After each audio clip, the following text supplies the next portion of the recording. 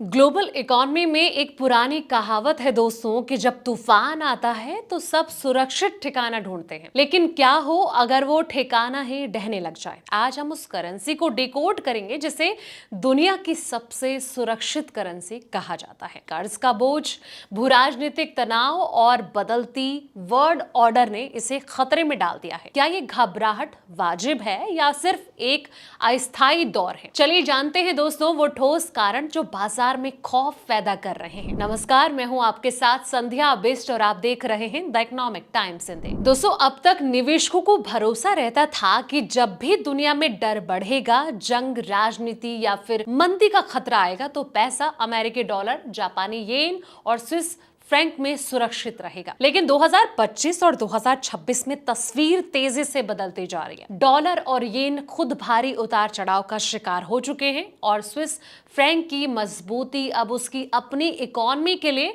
परेशानी बनती जा रही है। यही वजह है कि दुनिया की सबसे सेफ मानी जाने वाली करेंसी अब सबसे बड़े सवाल इसमें खड़े हो गए हैं।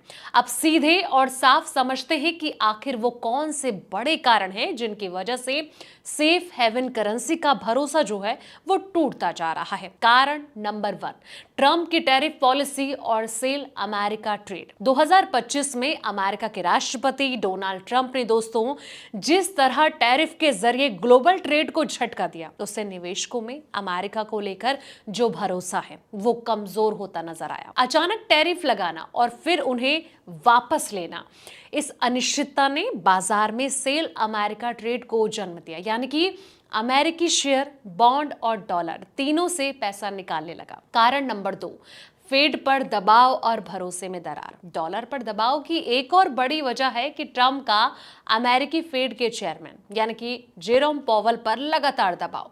बाजार को डर है कि अगर सेंट्रल बैंक की आजादी कमजोर होती है तो इनके अमेरिका की मौद्रिक नीति पर सवाल खड़े होंगे। यही जो डर है निवेशकों के मन में डॉलर को लेकर भरोसा कम कर रहा है। अगला जो कारण है वो है येन की सबसे बड़ी कमजोरी, राजनीति और यील्ड। अब बात जापानी येन की दोस्तों। 2025 की शुरुआत में येन डॉलर के मुकाबले करीब 156 पर था। बैंक ऑफ जापान के रेट बढ़ने के संकेत से कुछ समय के लिए मजबूती जरूर आई, लेकिन अक्टूबर के बाद जो है वो पूरा माहौल बदल गया था। स्विस फ्रैंक मजबूत है लेकिन अब वही बन गया है सिरदर्द। जी हाँ दोस्तों, आपको बता दें कि डॉलर और येन के मुकाबले स्विस फ्रैंक अब तक सबसे ज्यादा मजबूत साबित हुआ है। 2025 में फ्रैंक डॉलर के मुकाबले करीब 13% चढ़ा और 2026 में ये 11 साल के उच्च स्तर पर पहुंच गया। लेकिन यही मजबूती अब स्विट्जरलैंड के लिए समस्या बनती जा रही है। देश की महंगाई सिर्फ 0.1% और सेंट्रल बैंक की